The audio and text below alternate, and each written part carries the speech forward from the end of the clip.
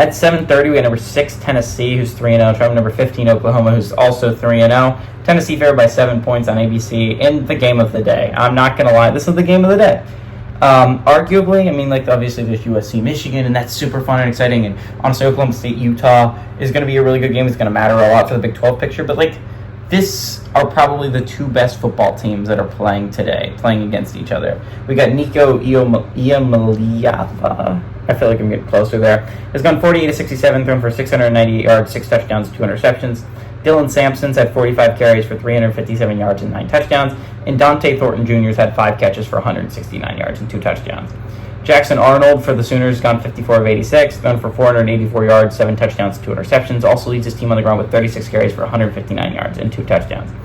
Deion Burks had 22 catches for 169 yards and 3 touchdowns. Oklahoma's 3-1 against Tennessee all time. Last 3 games have gone to Oklahoma from 1968 to 2015. Tennessee has never won at Oklahoma, and they've never won in a one-possession football game. Oklahoma won both those games.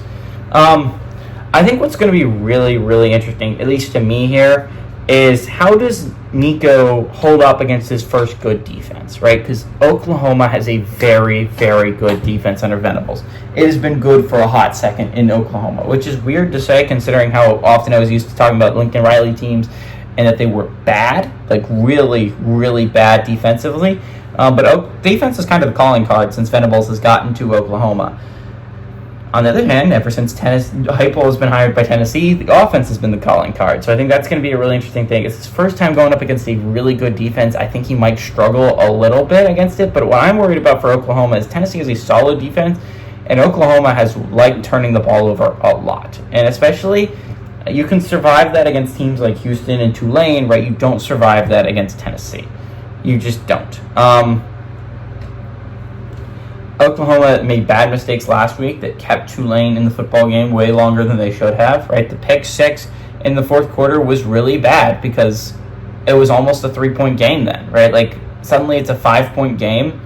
Luckily, Jackson Arnold was able to get his mojo back and drive down the football field and likely put that game away with that touchdown drive. But it's like Oklahoma needs to learn how to put opponents away quicker.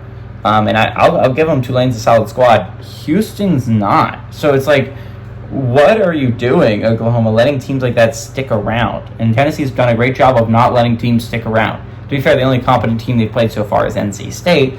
But Tennessee has kicked the crap out of every single one of their opponents so far. I don't think that's the case here, but I do like Tennessee to win, mainly because I don't think Oklahoma's offense is going to be able to do enough against this Tennessee defense that eventually the Tennessee offense is going to crack through this solid Oklahoma defense and put up points.